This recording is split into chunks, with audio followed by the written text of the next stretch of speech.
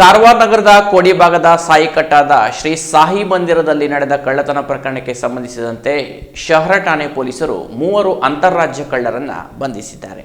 ಉತ್ತರಾಖಂಡ ಮೂಲದ ಕುಲವಂತ್ ಸಿಂಗ್ 40 ವರ್ಷ, ರೇಷಮ್ ಸಿಂಗ್ 34 ವರ್ಷ ಹಾಗೂ ಉತ್ತರ ಪ್ರದೇಶದ ತ್ರಿಲೋಕ್ ಸಿಂಗ್ 32 ವರ್ಷ ಬಂಧಿತ ಆರೋಪಿಗಳಾಗಿದ್ದಾರೆ. ಕಳೆದ ಏಪ್ರಿಲ್ 15ರಂದು ನಗರದ ಸಾಯಿ ಮಂದಿರದಲ್ಲಿ ಕಳ್ಳತನ ನಡೆದಿದ್ದು, ದೇವಸ್ಥಾನದ ಬಾಗಿಲಿನ ಕೊಂಡಿ ಮುರಿದು ಒಳನುಗ್ಗಿದ ಕಳ್ಳರು ಸಾಯಿಬಾಬಾ ಮೂರ್ತಿಯ ಮೇಲಿದ್ದ ಲಕ್ಷಾಂತರ ರೂಪಾಯಿ ಬೆಲೆ ಬಾಳುವ ಬೆಳ್ಳಿಯ ಕೊಡೆ ಸೇರಿದಂತೆ ಆಭರಣಗಳನ್ನು ಕದ್ದು ಪರಾರಿಯಾಗಿದ್ದರು. ಈ ಬಗ್ಗೆ ಪ್ರಕರಣ ದಾಖಲಿಸಿಕೊಂಡ ಪೊಲೀಸರು ತನಿಖೆ ಕೈಗೊಂಡಿದ್ದರು. ಕಾರವಾರ ನಗರ ಠಾಣೆಯ ಅಂದಿನ ಪಿಐ ಆಗಿದ್ದ ಯುಎಚ್ ಸಾತೇನಹಳ್ಳಿ ಉಪನಿರೀಕ್ಷಕ ರವೀಂದ್ರ ಬಿರಾದರ್ ನೇತೃತ್ವದ ತಂಡವು ಕಳ್ಳರ ಜಾಡು ಹಿಡಿದು ಕಾರವಾರ, ಗೋವಾ, ಮಧ್ಯಪ್ರದೇಶ, ದೆಹಲಿ ಮತ್ತು ಹರಿಯಾಣದ ಫರೀದಾಬಾದ್ ವರೆಗೆ ತೆರಳಿ ಆರೋಪಿಗಳ ಮಾಹಿತಿ ಕಲೆ ಹಾಕಿತ್ತು. ಅದರಂತೆ ಫರೀದಾಬಾದ್ನಲ್ಲಿ ಅಡಗಿದ್ದ ಆರೋಪಿಗಳನ್ನ ಪತ್ತೆ ಹಚ್ಚಿ ಬಂಧಿಸಿದ್ದಾರೆ. ಆರೋಪಿ ಬಳಿ ದೊರೆತ 6 ಕೆಜಿ ತೂಕದ ಬೆಳ್ಳಿ ಛತ್ರಿ ಮತ್ತು 5.5 ಲಕ್ಷ ರೂಪಾಯಿ ಮೌಲ್ಯದ ಆಭರಣಗಳನ್ನ ಜಪ್ತು ಮಾಡಲಾಗಿದೆ. ಆರೋಪಿಗಳು ಹರಿಯಾಣ, ಪಂಜಾಬ್, ದೆಹಲಿ, ಉತ್ತರಾಖಂಡ, ಹಿಮಾಚಲ ಪ್ರದೇಶ, ಚಂಡೀಗಢ ಮತ್ತು ಕರ್ನಾಟಕದ ದೇವಸ್ಥಾನಗಳು, ಮನೆಗಳು ಮತ್ತು ಅಂಗಡಿಗಳಲ್ಲಿ ಕಳ್ಳತನ ಮಾಡುವ ಕುಖ್ಯಾತ ತಂಡದ ಸದಸ್ಯರೆಂದು ತನಿಖೆ ವೇಳೆ ತಿಳಿದು ಬಂದಿದೆ. ಈ ಪ್ರಕರಣದ ತನಿಖೆಯಲ್ಲಿ